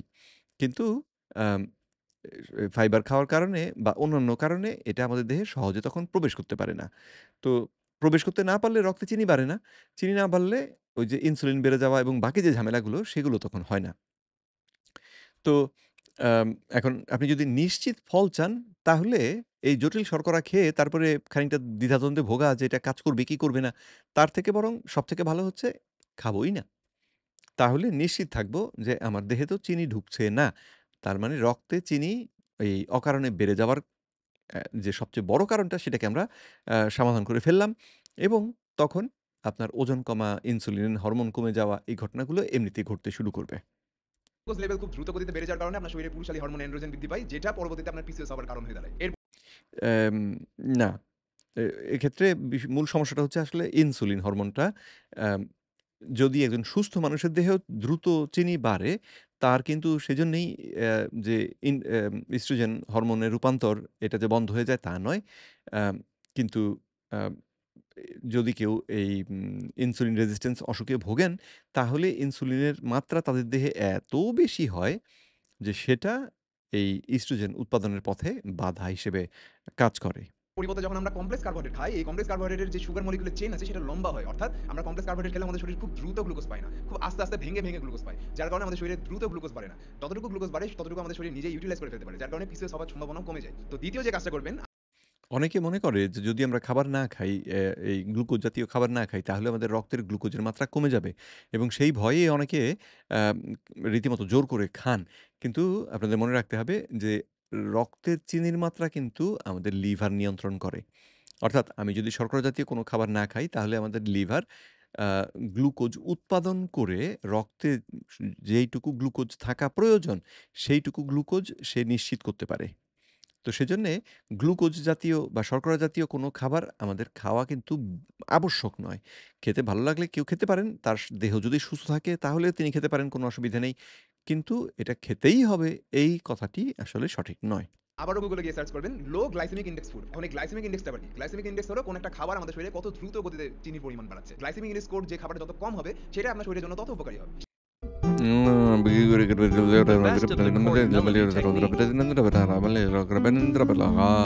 সেখানে আপনি অনেকগুলো অপশন পাবেন। সেই অপশনগুলো আপনি আপনার ফুড লিস্টে এড করবেন। এবার হাই গ্লাইসেমিক ইনডেক্স ফুড লিখেও সার্চ করবেন। যে সমস্ত খাবারগুলো পাবেন সেই সমস্ত খাবারগুলোকে বাদ দিবেন বা সপ্তাহে সর্বোচ্চ একবার খাবেন। এবার যেটা সিম্পল কার্ব আর জটিল কার্ব এই দুটোকে নিয়ে থাকলেই আপনার একই তালিকা আসলে পেয়ে যাবেন।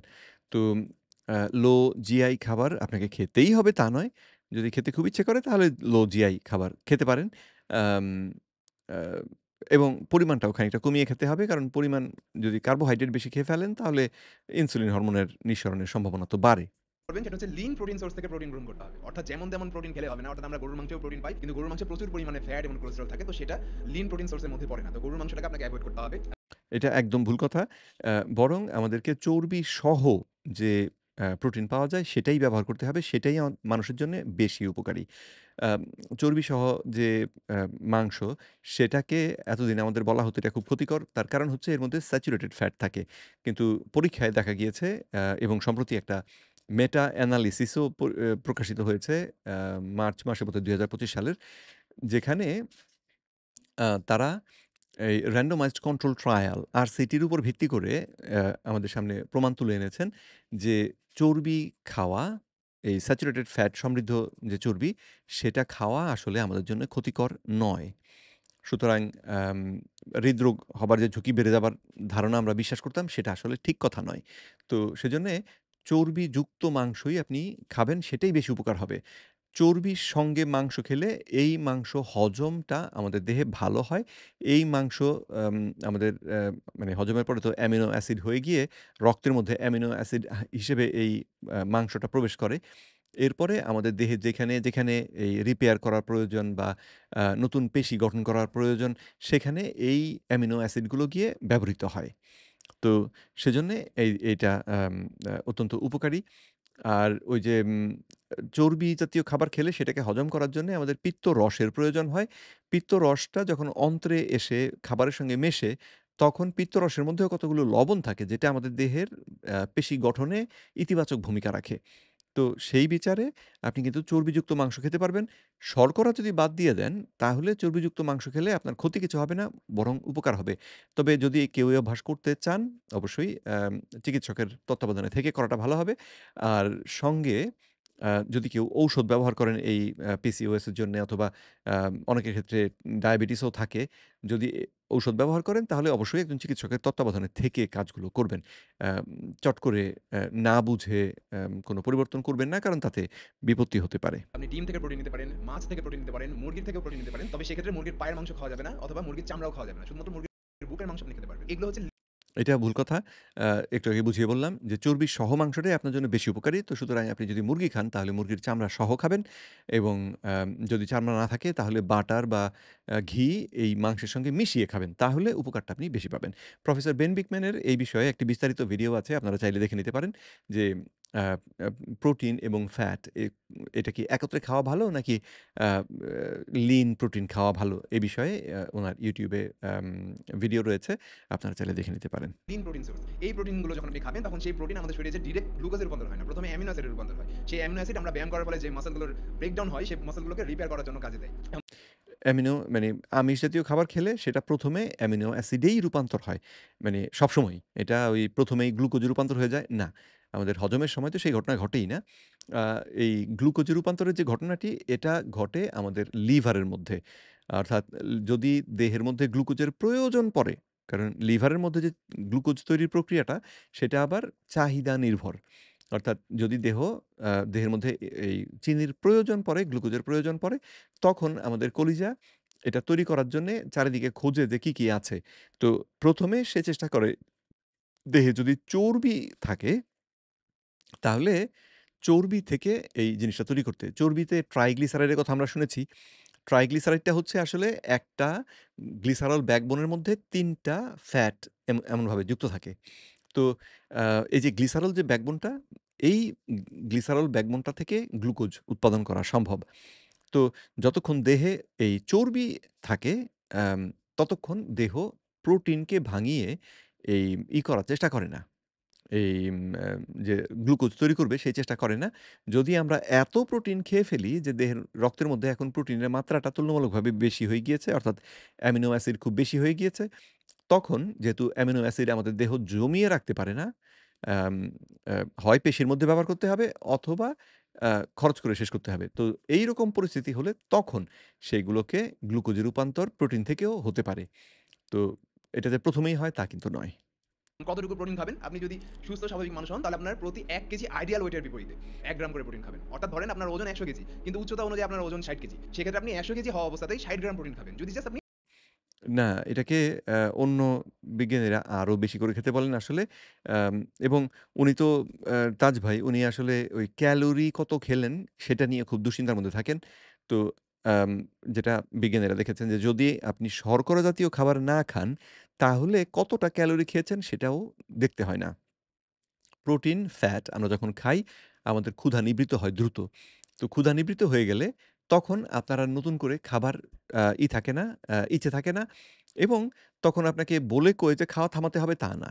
তখন আপনি নিজের আগ্রহেই দেখা যায় খানিকক্ষণ খেয়ে নিজের আগ্রহেই তখন বলবেন যে, "না আমার হয়ে গিয়েছে, আমি আর খেতে পারছি না।" তো যেটা আম শর্করা জাতীয় খাবারের ক্ষেত্রে এটা হয় না। প্রোটিন, ফ্যাট খেলে এই ঘটনাটি ঘটে। সুতরাং আপনি মাত্রাতিরিক্ত আসলে খেতেও পারবেন না। হেলথি লিভিং এ থাকেন বা সুস্থ থাকতে চান। যদি আপনি এক্সারসাইজ করেন অর্থাৎ হার্ড ওয়ার্ক করেন সেক্ষেত্রে আপনাকে 1.5 গ্রাম প্রোটিন খেতে হবে ১ কেজি আইডিয়াল ওয়েটের বিপরীতে বা আদর্শ ওজনের বিপরীতে। সেক্ষেত্রে আপনার আদর্শ ওজন যদি ৬০ কেজি হয় সেক্ষেত্রে সেটার বিপরীতে আপনি প্রায় ৯০ গ্রাম প্রোটিন খাবেন। এই ৯০ গ্রাম প্রোটিন আপনাকে ম্যাচ করতে হবে। যেভাবেই হোক ফুলফিল করতে হবে। যদি আপনি মাছ মাংস থেকে খেতে না পারেন সেক্ষেত্রে আপনি হুয়ে প্রোটিন সাপ্লিমেন্ট ইউজ করতে পারেন। তবে যদি আপনি প্রোটিনের রিকোয়ারমেন্ট কমপ্লিট না করেন সেক্ষেত্রে আপনার পিসিওএস ঠিক হওয়ার সম্ভাবনা একদমই থাকবে না। তবে এই কথাটাও ঠিক না। কারণ পিসিওএসটা পুরোপুরি নির্ভর করে আপনার ইনসুলিন হরমোনের মাত্রার উপরে। আর ইনসুলিন হরমোনটা নির্ভর করে আপনি কতটা শর্করা খাচ্ছেন তার উপরে। অবশ্যই প্রোটিন যদি আপনি বাড়িয়ে খান তাহলে আপনার দেহের প্রোটিনের চাহিদা মিটে গেলে আপনার স্বাস্থ্যটা ভালো থাকবে।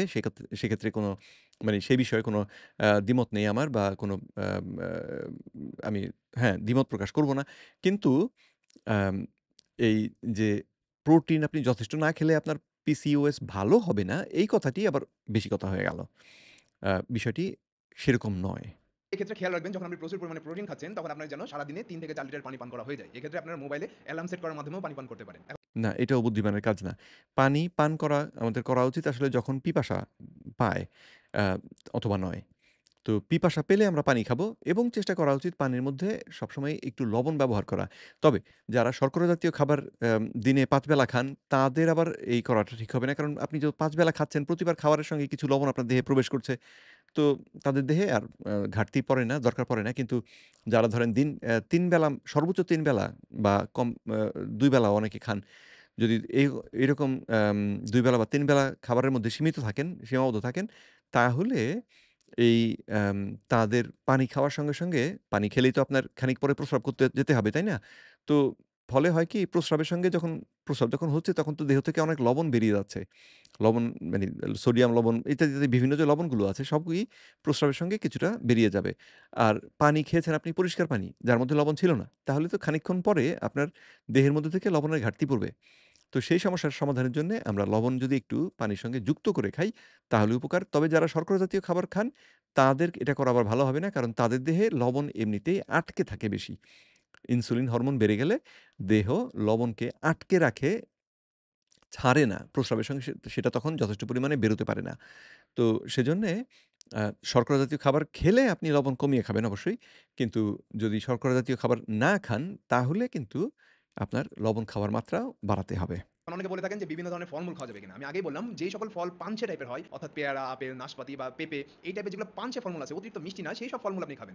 যেগুলো ফলমূলে অতিরিক্ত মিষ্টি সেই সব ফলমূল খেলে আপনার পিসিওএস হওয়ার সম্ভাবনা আরো বেড়ে যেতে পারে। এর পাশাপাশি চেষ্টা করবেন ফলকে চিবিয়ে খাওয়ার। কখনো ফলের জুস বানিয়ে সেটা পান করবেন না। কারণ যখন আমরা ফল চিবিয়ে খাই তখন থার্মিক ইফেক্ট অফ ফুড বলে একটা কনসেপ্ট আছে। সেটা হচ্ছে কোন একটা খাবার যখন আমরা চিবিয়ে খাই তখন সেটা খাওয়ার ফলে আমাদের শরীর আমাদের যে গালের মাসলগুলো আছে বা আমাদের শরীর সেটাকে হজম করার জন্য একটা নির্দিষ্ট পরিমাণ ক্যালোরি বার্ন করে। এই তো উনি থার্মিক ইফেক্ট এর কথা বলছেন। থার্মিক ইফেক্ট আসলে অত্যন্ত মানে নগণ্য এ পেশি আমাদের চোয়ালের পেশি কোনো ফলকে চিবিয়ে খাওয়ার সময় কতটার ভূমিকা রাখে।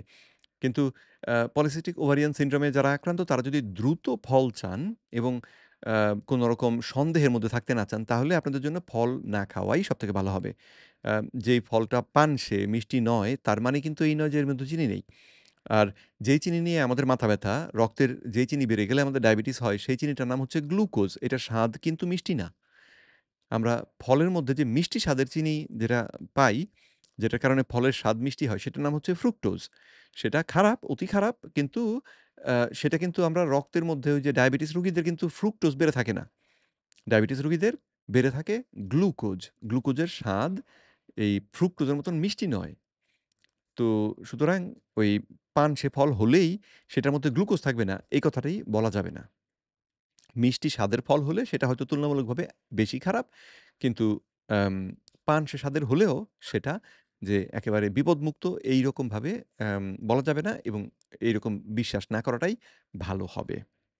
পরিমাণের পরিমাণ একদমই 0 হয়ে যায়। অর্থাৎ থার্মিক ইফেক্টের পরিমাণ একদমই 0 হয়ে যায় যখন আমরা সেটাকে জুস বানিয়ে পান করি। কারণ জুস খাওয়া অত্যন্ত ক্ষতিকর। কারণ হচ্ছে জুস খাওয়ার সময় সাধারণত ফলের মধ্যে যে ফাইবার ছিল, যে অন্যান্য জিনিসগুলো ছিল, আমরা সেগুলোকে সব সরিয়ে ফেলি। শুধুমাত্র আম আ জুসটা তখন খাই।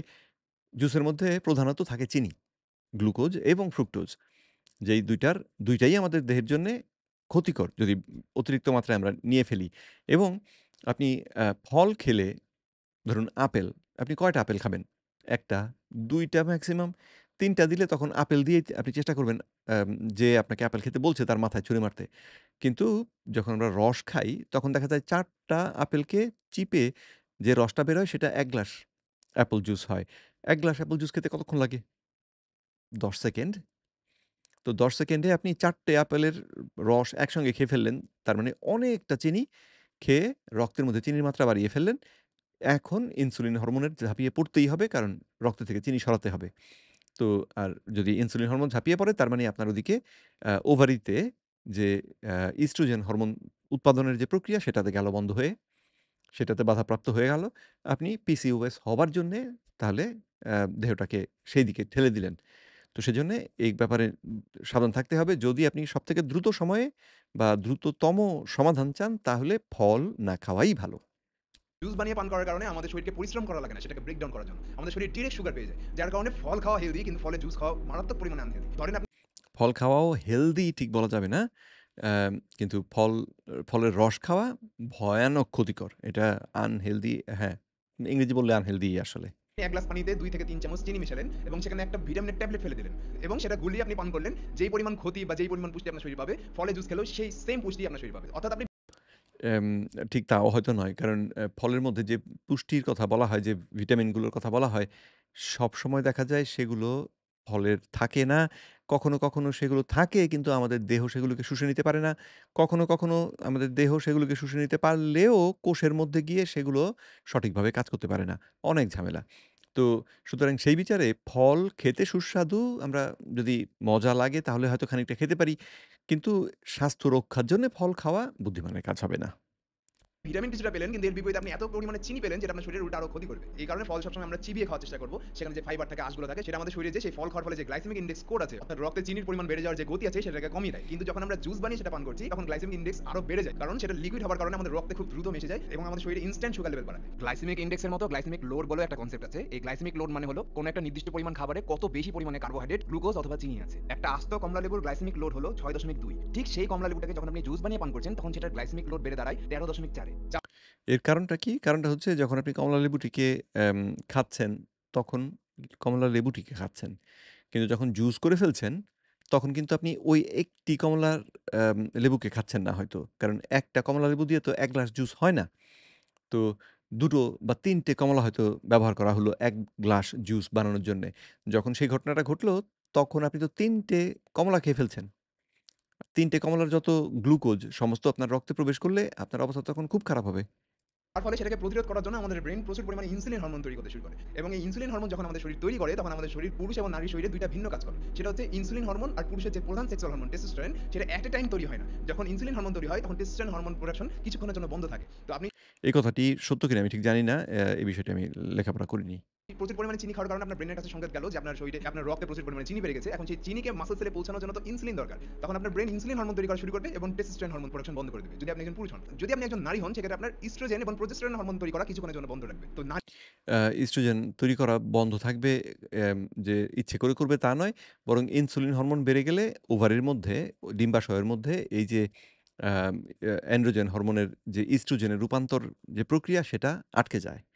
তো সেটা বাধাপ্রাপ্ত হলে তখন এন্ড্রোজেন হরমোনটার যেহেতু পরিবর্তিত হচ্ছে না, সুতরাং পরিমাণের তুলনায় বেশি থেকে যায়। আর এদিকে নারীদের জন্য যেটা প্রয়োজনীয় হরমোন ইস্ট্রোজেন সেটা তৈরি হচ্ছে না। এটা মহা সমস্যা। নারীর যে প্রধান সেক্সুয়াল হরমোন ইস্ট্রোজেন সেটা যখন কমে যাবে তখন পিসিওএস হওয়ার সম্ভাবনা আরো বেড়ে যায়। এই কারণে চিনি মেশানো drinks, cold drinks, soft drinks এমনকি ফলের জুস পর্যন্ত আপনি পান করতে পারবেন না। এবার হ্যাঁ, কথা বলবো হেলদি ফ্যাট প্রসঙ্গে। অনেকে দেখা যায় পিসিওএস হওয়ার ফলে ওজন বেড়ে যায় তখন তারা সব ধরনের খাবার খাওয়া বন্ধ করে দেন ওজন কমানোর জন্য। সেটা একদমই করা যাবে না। হেলদি ফ্যাট না খেলে আপনার আনহেলদি ফ্যাট শরীর থেকে কমবে না। হেলদি ফ্যাট কি করে? হেলদি ফ্যাট আমাদের শরীরে পর্যাপ্ত পরিমাণে ইনসুলিন হরমোন তৈরি করার চেষ্টা করে। তো আমাদের শরীর যখন ইনসুলিন হরমোন ফ্যাট আমাদের দেহে ইনসুলিন হরমোন তৈরি করার চেষ্টা মোটেও করে না। আমরা যদি ফ্যাট খাই তাহলে প্যানক্রিয়াস আসলে ইনসুলিন উৎপাদন প্রায় বলতে গেলে করে না। আমি যদি একটি বাটারের একটা ব্লক বাজারে যেয়ে কিনতে পাওয়া যায়। আস্ত একটা ব্লক যদি চিবিয়ে খাই, তাহলে কিন্তু আমার রক্তে ইনসুলিন হরমোন বাড়বে না। কারণ এই বাটারের মধ্যে কোনো ছিল না, এই চিনি ছিল না। ইনসুলিন হরমোনটা বাড়েই যদি রক্তে চিনি বাড়ে। তো যদি চিনি না বাড়ে তাহলে ইনসুলিন হরমোন বাড়ে না।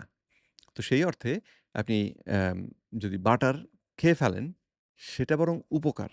উনি যেভাবে বলছেন কথাটি সেভাবে ঠিক নয়। তৈরি করে তখন আমাদের রক্তে যে গ্লুকোজগুলো বেড়ে আছে বা চিনিগুলো আছে সেই চিনিগুলো ওই ইনসুলিন হরমোনের মাধ্যমে আমাদের মাসল সেলে পৌঁছে যায়। শুধুমাত্র পিসিওএসই না, ফ্যাটি লিভার কমাতেও হেলদি ফ্যাট প্রচুর পরিমাণে হেল্প করে। আপনি যদি শরীর থেকে চর্বি কমাতে চান, বিশেষ করে যারা ফ্যাটি লিভার রোগে আক্রান্ত তাদেরকে অবশ্যই হেলদি ফ্যাট খেতে হবে। হেলদি তাদেরকে হেলথি ফ্যাট খেতেই হবে তা ঠিক নয়।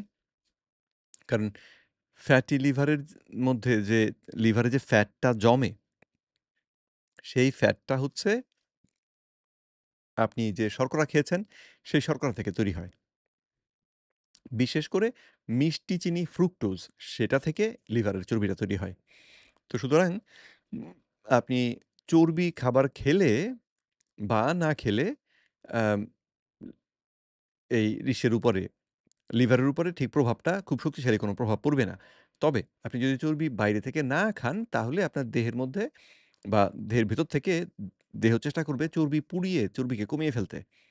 বা দেহ নিজের বেঁচে থাকার স্বার্থেই দেহের বিভিন্ন জায়গায় রাখা যে চর্বি আছে সেগুলোকে পোড়াতে শুরু করবে এবং দেখা যায় যে প্যানক্রিয়াস, তারপরে আমাদের হার্ট, এই জাতীয় বা আমাদের লিভার এইগুলোর চারপাশ থেকে যে চর্বি দেহ জমা করেছিল সেই চর্বিগুলোকে দেহ আগে পুড়িয়ে ফেলে। তো তাতে আ যারা পিসিওএস অসুখে ভুগছেন তাদের জন্যেও এটা একটা উপকারী জিনিস আসলে। ফ্যাট আমাদের শরীরে পর্যাপ্ত পরিমাণে ইনসুলিন হরমোন তৈরি করতে সাহায্য করে। এই ইনসুলিন হরমোন তখন আমাদের রক্তে যে চিনিগুলো জমে আছে সেই চিনিগুলোকে আমাদের মাসল সেলে পৌঁছে দেয়। তো আমরা সাধারণত তো ওই কথাটি ভুল। চর্বি খাওয়ার কারণে বা চর্বি গিয়ে সরাসরি আমাদের ইনসুলিন উৎপাদন কোনোভাবে বাড়ায় না, বাড়ায় না। তো বরং আম যারা এই পিসিওএস রোগে আক্রান্ত তাদের ক্ষেত্রে ঘন, ঘন বেশি শর্করা জাতীয় খাবার খাওয়ার কারণেই দেহের যে সার্বিক ব্যবস্থাপনা সেটা ভেঙে পড়ে এবং তারই ফল হিসেবে আমরা এই উল্টোপাল্টা ফলগুলো দেখি। যে কার্বোহাইড্রেট সমৃদ্ধ খাবারগুলো খাই সেগুলো আমাদের শরীরে যে গ্লুকোজে রূপান্তর হয়ে যায়। এই গ্লুকোজগুলো ইনসুলিন হরমোনকে ব্যবহার করে আমাদের মাসল সেল পর্যন্ত পৌঁছে যায়। তো যখন আপনার শরীরে পর্যাপ্ত পরিমাণে ইনসুলিন হরমোন থাকবে না তখন এই গ্লুকোজগুলো মাসল সেলে না যেয়ে আপনার লিভারের পাশে বা কিডনির পাশে যে জমবে বা হার্টের এটাও কথাটা ভুল। কারণ হচ্ছে উম যথেষ্ট পরিমাণ ইনসুলিন থাকবে না এ কথাটি সম্ভবই না। আম এম বরং ইনসুলিন থাকে যথেষ্ট। কারণ যদি ইনসুলিন না থাকতো তাহলে এই যে লিভারের মধ্যে চর্বি জমা সেটাও ঘটতো না। ইনসুলিনই গ্লুকোজ থেকে যে চর্বি উৎপাদন সেটার দায়িত্ব ইনসুলিনের। এখন গ্লুকোজটা কি পেশি কোষে ঢুকবে নাকি চর্বি কোষে ঢুকবে সেটা আম নির্ভর করবে ইনসুলিন সঙ্গে রয়েছে কিনা। তো ইনসুলিন যদি উপস্থিত থাকে তাহলে এই চর্বি কোষের মধ্যেও গ্লুকোজ প্রবেশ করে চর্বিতে রূপান্তর হয়। আর আম ইনসুলিনের উপস্থিতিতে আমাদের লিভারও গ্লুকোজকে শুষে নিয়ে চর্বিতে রূপান্তর করে আবার রক্তের মধ্যে মিশিয়ে দেয় যাতে করে ওইটা আমাদের আম ট্রাইগ্লিসারাইড আকারে ভেসে আমাদের দেহের যে অ্যাডিপোজ টিস্যু অর্থাৎ চর্বির যে কোষগুলো তাদের কাছে গিয়ে পৌঁছায়। তখন সেই কোষগুলো করে কি এর ভেতর থেকে যে চর্বিগুলো ট্রাইগ্লিসারাইড সেটাকে শুষে নিয়ে আম আ এটার যে ভার কমিয়ে দেয়। চারপাশে যেয়ে জমবে ফ্যাট আকারে। তো এই ফ্যাট আকারে জমার কারণে আপনার পিসিএস হওয়ার সম্ভাবনা বা ফ্যাটি লিভার হওয়ার সম্ভাবনা আরো বেড়ে যায়, যার কারণে হেলদি ফ্যাট আপনাকে অবশ্যই খেতে হবে যেন সেই গ্লুকোজগুলো রক্তে না জমে আপনার মাসল সেল পর্যন্ত পৌঁছে যায়। এখন হেলদি ফ্যাট খেলে গ্লুকোজটা রক্তে না জমে অ্যাম এই সেল পর্যন্ত পৌঁছে যাবে। ধারণাটা একেবারেই গাঁজাখুরি ধারণা আসলে। হেলদি ফ্যাটের সোর্স গুলো কি কি? একমাত্র জলপাইয়ের তেল বাদে বাকি সমস্ত ধরনের তেল যা কিছু আছে দুনিয়াতে সবকিছু আনহেলদি ফ্যাট। এটাও একদম বোকার মতন কথা বললেন। ইনফ্যাক্ট যে জলপাইয়ের তেল এইটাও আসলে খুব নিরাপদ তেল না। এটাকে বলা হয় মোনো আনস্যাচুরেটেড ফ্যাটি অ্যাসিড। তার মানে এই অ্যাম যে তেলটা অলিভ অয়েল তার মধ্যে এই প্রতিটা অণুর মধ্যে একটা করে কার্বন ডাবল বন্ড আছে।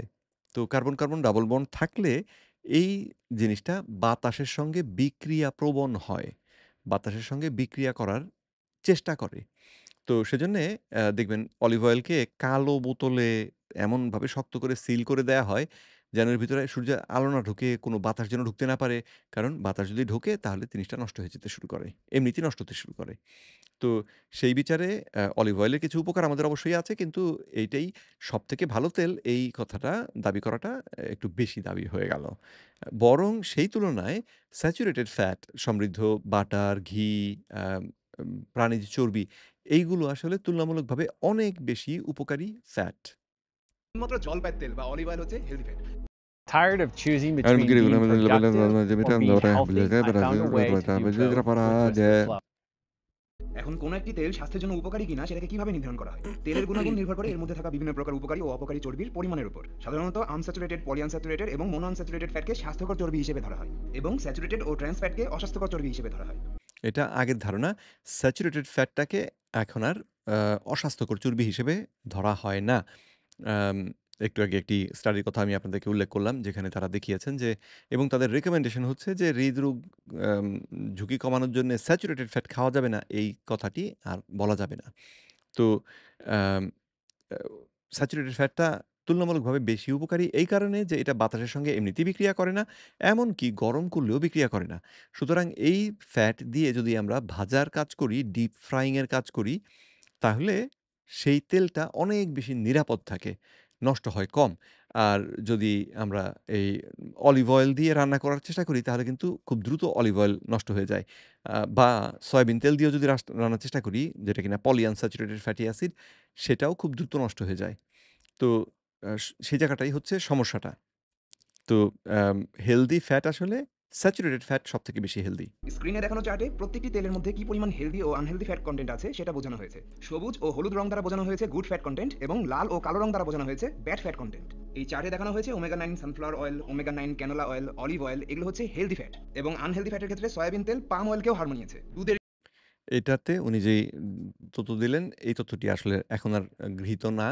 একসময় লোকে ভাবতো স্যাচুরেটেড ফ্যাট থাকলেই সেটা ক্ষতিকর। কিন্তু স্যাচুরেটেড ফ্যাট যেহেতু আমাদের স্বাস্থ্যের জন্য ক্ষতি করে না, বরং রান্নার সময় এটা যেহেতু স্টেবল থাকে, আ বিক্রিয়া করে না, নষ্ট হয় না, আমাদের শরীরে সেজন্য এটা আরো বেশি উপকারী ভূমিকা রাখতে পারে। তো সেজন্যে এখন কিন্তু এই ধারণাটি আর আ এই পুরনো ধারণাটি এখন আর কেউ সত্য বলে গ্রহণ করেন না, যারা এই বিষয়ে লেখাপড়া করেছেন। ঘি, ডিমের কুসুম, সামুদ্রিক মাছের তেল, সকল প্রজাতির বাদাম, আখরোট এগুলো হচ্ছে হেলদি ফ্যাটের সোর্স। এই সমস্ত সোর্স থেকে আপনি হেলদি ফ্যাট নিতে পারেন। অথবা যদি আপনার কাছে এগুলো খাওয়া অনেক বেশি এক্সপেন্সিভ মনে হয়, সেক্ষেত্রে আপনি যেকোনো ফার্মেসিতে ফিশ অয়েল সাপ্লিমেন্ট পেয়ে যাবেন। এই ফিশ অয়েল সাপ্লিমেন্টের ক্যাপসুল, জেল যদি আপনি প্রতিদিন একটা করে খেয়ে নেন, সেক্ষেত্রে আপনার শরীরে হেলদি ফ্যাটের চাহিদা পূরণ হয়ে যাবে। খাবার এটাও ঠিক কথা নয়। ফিশ অয়েল আ এই ফার্মেসি থেকে ক্যাপসুল কিনে খাওয়ার থেকে মাছটা খাওয়াই অনেক বেশি উপকারী। ফিশ অয়েল নিয়ে ডক্টর পল মেসন উনার একটা আলোচনায় শুনেছিলাম। উনি বলেছেন অস্ট্রেলিয়াতে এরকম একটি গবেষণা হয়েছিল। গবেষণা মানে বোঝার চেষ্টা করা হয়েছিল যে যারা এই ফিশ অয়েল উৎপাদন করেন, তারা ফিশ অয়েলটার গুণগত মান সম্পর্কে আ কি অবস্থা দেখেন। তো দেখা গেল যে উৎপাদনের পরপর গুণগত মান ভালোই ছিল। কিন্তু তারপরে গোডাউনে পড়ে থাকলো কিছুদিন, ধরুন ৩ মাস। তো ৩ মাস পরে এটা গেল দোকানে বিক্রির জন্যে। এই ৩ মাসের মধ্যেই দেখা যায় যে এর আম যেহেতু এটা পলি আনস্যাচুরেটেড ফ্যাটি অ্যাসিড, এটা অতি দ্রুত বাতাসের সঙ্গে বিক্রিয়া করে নষ্ট হতে শুরু করে। তো ফলাফলে দেখা যায় আমরা যথেষ্ট উপকার পাই না। তো আম হ্যাঁ, ইসের এক্ষেত্রে এ কথাটিও খেয়াল রাখতে হবে। সংক্রান্ত যত তথ্য আমার কাছে ছিল সবই আমি আপনাদের জানিয়ে দিলাম। এখন এক্সট্রা কিছু টিপস আছে যেটা আপনার ওজন কমাতে বা ওয়েট লস করতে সহায়তা করবে। সেটা হচ্ছে দিনে আপনি ৩ বার মেজর মিল না নিয়ে সেটাকে ৫ থেকে ৬ বারে ভাগ করবেন। সাংঘাতিক বাজে কথা এটা একটা সাংঘাতিক বাজে উপদেশ। বা এটাকে অপদেশ বলা যেতে পারে হয়তো। আম যতবার আপনি খাবেন, ততবার আপনার ইনসুলিন হরমোন বাড়বে। একবার ইনসুলিন হরমোনটা বাড়লে সেটা কমে আসতে পরবর্তী ৪ ঘন্টা, ৪.৫ ঘন্টা, ৫ ঘন্টা সময় লাগে। সুতরাং দিনে আপনি যদি ৩ বার খান, তাহলেও দেখা যাবে যে ২ বেলা খাবারের মাঝখানে আপনার ইনসুলিনটা কমে এসেছে, তার সম্ভাবনা থাকবে কম। তো কিন্তু যদি আপনি ৫ বা ৬ বার খান, তাহলে আপনি সকালে খেয়েছেন, ইনসুলিন বেড়েছে ৮ টার সময় ধরুন খেয়েছেন। ৮ থেকে ইনসুলিন ধীরে, ধীরে ৮:৩০ ৯ টার মধ্যে ইনসুলিনটা বেড়ে গেল এবং তারপরে কমে আসতে ৪ ঘন্টা লাগবে। ৯ আর ৪ এ ১৩ তার মানে দুপুর ১ টার মধ্যে তার কমার কথা। কিন্তু ১১ টার সময় আপনি আবার খেয়ে নিলেন। তাহলে কি হবে? ইনসুলিন হরমোনটা আবার বেড়ে যাবে। আবার বেড়ে গেলে একটা সময় যে কমে আসার কথা ছিল, এখন আর সেটা কমবে না। এখন গিয়ে হয়তো ৩টা বা ৪টার সময় চলে গেল। এদিকে ১টার সময় তো আপনি লাঞ্চ খাবেন। লাঞ্চ খেলে লাঞ্চের মধ্যেও কার্বোহাইড্রেট কিছু থাকবে বা প্রোটিন থাকবে যেটা ইনসুলিনের সিক্রেশন ঘটায়। ফলে ইনসুলিন আবার বেড়ে গেল। তার মানে সকাল থেকে শুরু করে আপনি ইনসুলিনটাকে কিছুতেই আর কমতে সুযোগ দিচ্ছেন না। একের পর এক খেয়ে যাচ্ছেন এবং তাতে আপনার ইনসুলিনের প্রয়োজনীয়তা থেকেই যাচ্ছে, থেকেই যাচ্ছে। এই ঘটনা থেকেই কিন্তু ইনসুলিন রেজিস্ট্যান্স সমস্যাটি তৈরি হয়। তো সেজন্যে সমাধানটা হচ্ছে আমি যদি ২ বেলায় অথবা সর্বোচ্চ ৩ বেলায় খাই এবং এই ২ বেলা খাওয়ার মাঝখানে অন্য কিছু না খাই, কোনো নাস্তা না খাই, তাহলে এই সমস্যাটি কমতে শুরু করতে পারে। যদি কেউ এই কৌশল ব্যবহার করেও দেখেন যে না ফল পাচ্ছি না, তাহলে আপনি ২ বেলা খাবারে নিয়ে আসুন। দুপুরে এবং রাতে খান। সকালের ব্রেকফাস্টটা খাবেন না। তাহলেও দেখবেন অনেকখানি উপকার তখন সেখান থেকে পাবেন। অর্থাৎ আপনি লাঞ্চ করবেন ২ বার, ডিনার করবেন ২ বার, তাহলে আপনার ৪ বার খাবার খাওয়া হলো এবং এর সাথে আপনি সকালের নাস্তা এবং সন্ধ্যার নাস্তা এড করলে প্রায় ৬ বার খাবার আপনি সারাদিনে খাবেন অল্প, অল্প করে। অর্থাৎ না। একসাথে বসে আপনি প্রচুর পরিমাণে খাবার খাবেন না। এতে শরীরে গ্লুকোজের পরিমাণ বেশি বেড়ে যায়। আপনি যেটা করবেন সেটা হলো ভেঙে, ভেঙে আপনি ৬ বার খাবার খাবেন। এতেও গ্লুকোজের পরিমাণ বেড়ে যায়। কারণ একবার খেলে গ্লুকোজের পরিমাণটা হঠাৎ করে বাড়ে, মানে দ্রুত বাড়ে এবং আমার দেহ সেটাকে স্ট্রাগল করে ব্যবস্থাপনা শেষ করে এবং তারপরে দেহ রেস্ট পায়। কিন্তু ৫ বার ৬ বার খেলে দেহ এই যে বিশ্রামের সুযোগটা এটা আর পায় না।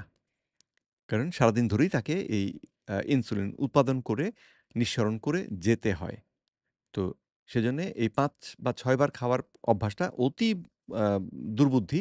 এটা না করলেই আপনারা যদি বরং কম খান, ২ বেলা বা ৩ বেলা সর্বোচ্চ যদি খাওয়া-দাওয়া করেন তাহলে উপকার বেশি পাবেন। সেক্ষেত্রে আপনার শরীরে সহজে গ্লুকোজ বাড়বে না। এরপর যেটা করবেন সেটা হচ্ছে খাবার গিলবেন কম, চিবিয়ে খাবেন বেশি। কারণ খাবার যত বেশি আমরা চিবিয়ে খাই তত আমাদের শরীরে থার্মিক ইফেক্ট অফ ফুড কাজ করে। আমি ভিডিও শুরুতেই বলেছিলাম থার্মিক ইফেক্ট অফ ফুড হলো কোন একটা খাবার আমরা যখন চিবিয়ে খাচ্ছি বা সেটা হজম হচ্ছে, এই হজম হওয়ার প্রক্রিয়াতে আমাদের শরীরে যে পরিমাণ ক্যালোরি খরচ করে সেটাকে থার্মিক ইফেক্ট অফ ফুড বলে। তো আপনি থার্মিক ইফেক্টটা কিন্তু অতি নগণ্য ধরনের এক ধরনের ইফেক্ট। এটাকে খুব বড় করে দেখাটাও ঠিক না। যত বেশি চিবিয়ে খাবেন তত বেশি আপনার শরীর ক্যালোরি বার্ন করবে। যার ফলে আপনার খাবারের ক্যালোরিটাও কমে যাবে এবং সেটা আপনার পেটের পক্ষে হজম করতেও সহজ হবে। সারাদিনে পর্যাপ্ত পরিমাণে পানি পান করতে হবে, যেটা আমি আগেই বললাম যে অ্যালার্ম সেট করে রাখতে পারেন। কারণ পানি যদি আপনি পর্যাপ্ত পরিমাণে পান না করেন তাহলে আপনার শরীরে স্ট্রেস হরমোন তৈরি হবে আর স্ট্রেস হরমোন তৈরি হলে আপনার শরীরে পুরুষালী হরমোন অ্যান্ড্রোজেন আরো বেড়ে যাবে। এই কারণে আপনি সারাদিনে ৩ থেকে ৪ লিটার পানি অবশ্যই পান করবেন এবং প্রতিবার খাবার খাওয়ার আধা ঘন্টা আগে আপনি পেট ভরে সালাদ খাবেন। সেখানে আপনি শসা, টমেটো, গাজর, ধনেপাতা আরো বিভিন্ন ধরনের সবজি এড করতে পারেন বা বাদাম এড করতে পারেন। এগুলো এড করে আপনি পেট ভরে আগে সালাদটা খাবেন। খাওয়ার আধা ঘন্টা পর আপনি ডিনার বা লাঞ্চ করবেন। সেক্ষেত্রে আপনার খাবার খাওয়ার পরিমাণটা কমে যাবে এবং সালাদ খাওয়ার ফলে আপনার শরীরে প্রচুর পরিমাণে ফাইবার ঢুকবে, যার ফলে আপনার হজম ক্ষমতাও কিছুটা বৃদ্ধি পাবে, যেটা আপনার ওভারঅল ওজন কমাতে সহায়তা করবে। ফাইবার আমাদের হজম ক্ষমতা বাড়ায় এটা একটা বাজে কথা। পরীক্ষায় দেখা গিয়েছে এই সমস্ত কিছু আসলে হয় না। আর আমাদের হজম ক্ষমতা বাড়ার বিষয়টা আসলে কি? বরং ফাইবার উল্টো কাজটা করে। ফাইবার আমাদের পাকস্থলীতে গেলে পাকস্থলীতে যে অ্যাসিড সেটাকে দুর্বল করে ফেলে। অ্যাসিড যদি দুর্বল হয়ে যায় তাহলে আপনি ওই খাবারের মধ্যে যে প্রোটিন খেয়েছেন সেটা ঠিক মতন হজম হবে না। সুতরাং ফাইবার বেশি খেয়ে এই যে খাওয়ার কৌশল উনি ব্যাখ্যা করলেন এটা আসলে আ পিসিওএস রোগী যদি অনুসরণ করেন তার জন্য সেটা বিপদ হবে। ফাইবারের উপরে এত ভরসা করবেন না। আম বরং আপনি আম ফাইবার মুক্ত খাবার খাবেন। শর্করা যদি বাদ দিয়ে দেন তাহলে ফাইবারও বাদ পড়ে যায়। সঙ্গে ওই রক্তে চিনি বাড়ার যে সম্ভাবনা সেটা কমে যায়। কারণ আপনি শর্করা জাতীয় খাবার খাচ্ছেনই না। সুতরাং চিনি বাড়বে কোত্থেকে? তো ফলাফলে গিয়ে কিন্তু আপনি অনেকখানি বেনিফিট পাবেন। পিসিওএস নিয়ন্ত্রণের জন্য আপনাকে অবশ্যই সারাদিনে ৭ থেকে ৮ ঘন্টা ঘুমাতে হবে। আপনি যদি পর্যাপ্ত পরিমাণে না ঘুমান, সেক্ষেত্রে আপনার শরীরে হরমোনাল ইমব্যালেন্স ঘটবে। অর্থাৎ নারীর যে প্রধান সেক্সুয়াল হরমোন ইস্ট্রোজেন, সেটার পরিমাণ কমে যেতে পারে এবং নারী শরীরে পুরুষালী হরমোন অ্যান্ড্রোজেন বৃদ্ধি পাবে। এই অ্যান্ড্রোজেন হরমোনের কারণে একজন নারীর মুখমণ্ডলে অতিরিক্ত লোম গজাতে শুরু করে। এছাড়াও কম ঘুমালে আমাদের শরীরে ক্ষুধার অনুভূতি বাড়ানো যে হরমোন আছে, যেটার নাম গ্রেলিন, সেটার পরিমাণ বেড়ে যায়, যার কারণে ক্ষুধা বেড়ে যায়। এছাড়াও ঘুমানোর ফলে একজন নারী শরীরে ইনসুলিন সেনসিটিভিটি বাড়ে, যার কারণে তার ব্লাড থেকে সুগার লেভেল কমে যায়। এই সমস্ত কিছুর ব্যাঘাত ঘটবে যদি আপনি পর্যাপ্ত পরিমাণে না ঘুমান। হ্যাঁ, পর্যাপ্ত পরিমাণে ঘুমানোর আইডিয়াটা একটা ভালো বুদ্ধি। আমি অনেক রাতে বসে এই ভিডিওটি রেকর্ড করছি এবং আ আমি নিজেও এখন খানিকটা আসলে ঘুম অনুভব করছি। তো যাই হোক শুয়ে পড়ব একটু পরে। অ্যাম কিন্তু এই যে সম্ভব হলে ৬, ৭, ৮ ঘন্টা যদি কেউ ঘুমাতে পারেন এবং যাদের পলিসিস্টিক ওভারিয়ান সিনড্রোম রয়েছে তাদের চেষ্টা করা উচিত এইরকম পরিমাণ ঘুমাতে। যদি কেউ এই যে সীমিত শর্করা ভিত্তিক খাদ্য অভ্যাস করেন তাহলে তাদের দেখা যায় তাদের ঘুমের চাহিদাটাও কিছু কমে আসে। তো সেটা একটা উপকার যদি কেউ দীর্ঘদিন ধরে এই কিটোজেনিক বা সীমিত শর্করা ভিত্তিক খাদ্যাভ্যাস করেন তাহলে সেই বেনিফিটটা পাবেন। কিন্তু সাধারণভাবে আপনাকে হ্যাঁ, আ ছ ৭-৮ ঘন্টা ঘুমানোর চেষ্টা করতে হবে এবং যে গভীর ঘুম সেটা চেষ্টা করতে হবে। তো এই ছিল আজকের ভিডিও। নেক্সট ভিডিওতে অন্য কোনো টপিক নিয়ে আলোচনা করা হবে। তো তাহলে ভিডিও শেষ হয়ে গেল। তো আশা করি এই যে আম পর্যালোচনা আমরা করলাম, এই পর্যালোচনা থেকে আপনারা উনি যে অ্যাম ভুল কথাগুলো বলছেন সেগুলো সম্পর্কে ওয়াকিবহাল হবেন। উনি যে কৌশলগুলো বলেছেন আমাদের ইসের জন্যে PCOS থেকে মুক্তি পাওয়ার জন্যে সেটার কয়েকটা তো শুনলেন যে আমি উনার সঙ্গে একমত যে এগুলো আসলে সাহায্য করবে। কিন্তু কতগুলো আবার একমত নই একেবারেই এবং কতগুলো আসলে ক্ষতি করবে। যেমন ৫-৬ বার খাওয়ার যে আইডিয়াটি দিলেন এটা PCOS রোগীদের জন্যে অতি ক্ষতিকর একটা আইডিয়া হবে। তো যাই হোক যারা আম আশা করি আপনারা এই ভিডিও থেকে খানিকটা উপকৃত হবেন। পরবর্তী ভিডিওতে আপনাদের সঙ্গে আবার দেখা হবে সেই আশা রেখে বিদায় নিচ্ছি। আসসালামু আলাইকুম।